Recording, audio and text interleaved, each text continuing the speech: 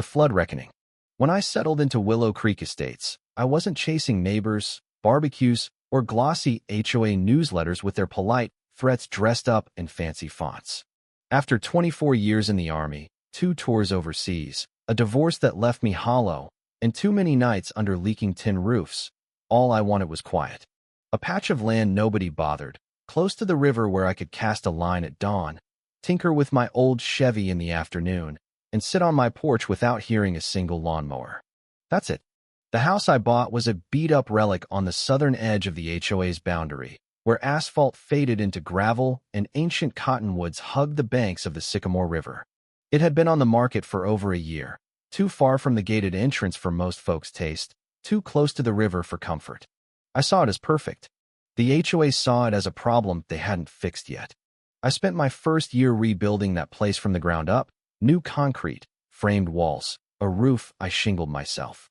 I dug French drains along the property line, planted native grasses to hold the soil, and built a flood barrier. Sleek, steel-reinforced panels bolted into a concrete footing where my land sloped toward the riverbed. It wasn't pretty, but it was legal, permitted by the county's environmental office. The river was wild, and I knew it. 3 years before I moved in, a 100-year storm had turned the Sycamore into a raging beast. Half the neighborhood drowned. FEMA tagged my lot as Zone AE, high flood risk. I'd seen what water could do, and I wasn't about to let it take my home. So I built to last, and for a while, nobody cared. Neighbors drove by, squinting like they couldn't decide if my barrier was a fortress or a felony. A few waved. Most didn't. I kept to myself. I'd had enough of people to last a lifetime. Then she arrived. Linda Harper, vice president of the Willow Creek HOA, stepped out of her silver BMW like she'd been born in a real estate ad. Perfect auburn hair, pearl necklace, a clipboard clutched like a badge of honor. She first showed up while I was pruning branches near the power lines. "Mr. Bennett?" she called, standing at my driveway's edge in heels that sank into the dirt. "Depends who's asking," I said, wiping sweat from my face. "I'm Linda, with the HOA," she said, her smile sharp as a paper cut. "We've had concerns about that structure by your riverbank." I climbed down my ladder slow. "You mean my flood barrier?" Her head tilted, like she was humoring a child. "Is that what it is?" "It's not in our architectural records, and it's industrial. Some residents feel it disrupts our community's aesthetic standards." I stared at her. "It's not a lawn ornament. It's to keep the river from swallowing my house." She gave a tight laugh. "Surely we could find something more in line with our guidelines. A stone wall? Maybe a hedge?" "Hedges don't stop floodwater," I said flat. She blinked, smile tightening. "Please submit a retroactive architectural change request. We'll review it." I crossed my arms. "It's permitted by the county. Want to see the paperwork?" She hesitated. "HOA rules still apply. You'll hear from us." That was the start. Letters came first, polite at first, then not so much. Notices of fines, $50 a day, retroactive. They cited a community cohesion clause I couldn't find in the bylaws. I went to one HOA meeting, stood up with my permit and FEMA maps, and offered to explain flood zones. Linda thanked me for my enthusiasm for safety, but said it wasn't the place for appeals. They didn't want reason. They wanted control. So I did what the Army taught me. I documented everything: letters, visits, conversations. I installed a camera on the barrier, just in case. The air felt heavy, like before a storm. I knew they weren't done. Linda's smiles vanished, and neighbors who once nodded now ignored me, whispering in tight circles at the mailbox. My barrier became the enemy in HOA newsletters, called disruptive and out of character, with no mention of its purpose. I stayed quiet, but I was furious. I'd seen lives lost to ignored warnings, and now it was happening again, this time with clipboards instead of rifles. A week after a newsletter featured a zoomed-in photo of my barrier, I got a summons to the HOA's architectural committee. I showed up with a binder: permits, flood control correspondence, topographic surveys, photos of the 2017 flood that swamped houses 2 doors down. Linda sat at the head of a folding table, flanked by retirees and a couple of younger folks who looked bored. "Mr. Bennett," she said, all polish, "we're concerned about aesthetic impact." I slid the binder forward.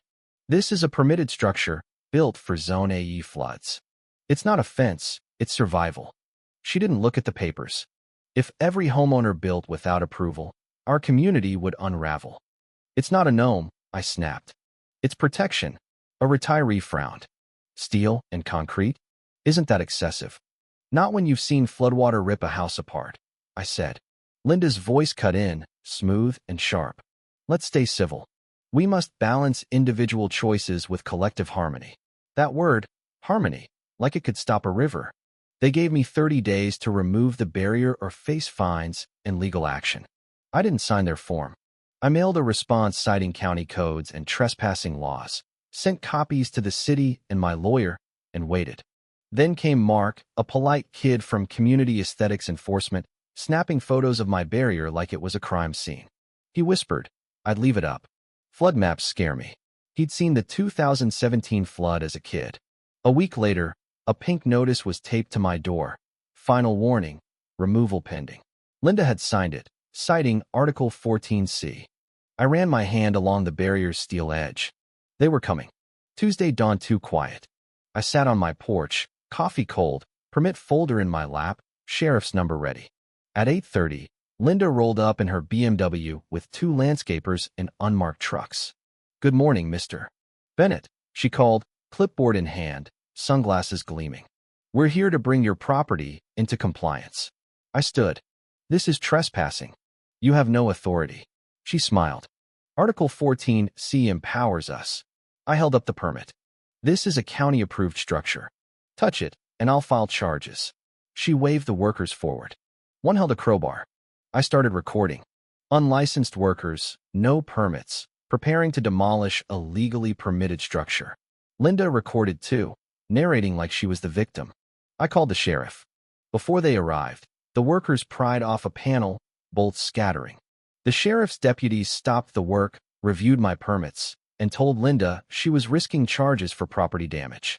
She went scarlet but didn't back down. It lowers property values. A deputy smirked. Flood damage lowers them more. They left, but the damage was done. The barrier was weakened. The next morning, an HOA resolution declared all storm barriers unauthorized despite permits. I sent protests to the city, county, and a news station. But the sky didn't care about letters. Rain started, soft at first, then relentless. By the 3rd day, the sycamore was a churning beast. My yard stayed dry, but beyond my lot, the ground softened. An HOA legal notice arrived, demanding removal within 5 days or face a $200 daily fine and a lien. I called Tom, an old Army buddy at the county flood office. He came the next day, inspected the barrier, and said, if they'd left this alone, the street wouldn't be at risk. County officials arrived, warning Linda to stop. She didn't. 2 days later, a lawyer in a cheap suit demanded I remove the barrier within 48 hours. I showed him Tom's injunction. He sneered, we'll appeal. That night, the rain turned furious. By dawn, water slammed against the barrier. It held, barely, but the HOA had hired a contractor to dismantle it at dawn, claiming public nuisance. They didn't get the chance. At 5:17 a.m., the river roared. No dam broke, just weeks of rain on saturated soil. The floods surged past my property, hitting where the barrier was weakest. It turned south, straight into Willow Creek. Maple Lane, Linda's street, became a river. Houses filled with water. Garbage cans floated. I drove to high ground and saw Linda in her driveway, soaked, screaming into a dead phone. The water was at her knees. I should have left her. After everything, fines, threats, demolition, I owed her nothing. But I heard my old sergeant's voice. Don't leave people behind. I drove through the flood, pulled her to her porch, and got her upstairs. From her window, we watched the neighborhood drown. She whispered, this is my fault. I didn't answer. Hours later, I drove to the fire station, the emergency hub. I told the chief, Carla, about Maple Lane. She sent boats. We pulled Linda out, then others, elders, teens, a woman in labor. The rain stopped by afternoon, leaving a wrecked neighborhood. The next day, I documented the damage. Linda's Lexus was ruined, her flower bed sludge. She stood on her sidewalk, taking insurance notes. I didn't think it would be this bad, she said. You didn't want to, I replied, handing her my timeline of events. The county's investigating. The footage is public. She took it, hands shaking. I made a mistake. Mistakes are forgetting your keys, I said. This was deliberate. Linda resigned that week, her letter in every mailbox. I was profoundly wrong. She moved away. 3 board members followed. The neighborhood held an open meeting, not HOA run. People spoke of trust, fear, the river. I told them about flood zones, permits, and truth. When power ignores reality, the river remembers, I said. The silence was heavy, but honest. The state suspended the HOA's authority. Linda's actions were cited as endangering public safety. Fines were voided, liens lifted. I rebuilt my barrier with county funds, stronger, deeper. Neighbors built their own, inspired by a new city grant. We started Flood Readiness Week, with drills and emergency kits. The HOA became the Willow Creek Resilience Council, focused on safety, not control. A year later, Willow Creek looks normal, green lawns, new fences. But it's different. Rain gauges dot roofs. Flood markers line fences. Kids ride bikes, but adults talk preparedness. The mayor visited, thanking me for sparking the Bennett Clause, limiting HOA power over safety structures. I didn't know what to say. One evening, a boy asked if my barrier kept out monsters. Sort of, I said. The kind we make ourselves, when we forget the river was here first. Willow Creek learned. We don't tear down what protects us anymore. We build together. What do you think? Should Linda have faced harsher consequences? Was I right to help her despite everything? Share your thoughts in the comments, especially on power, injustice, and how communities should handle conflict. Let's hear your take.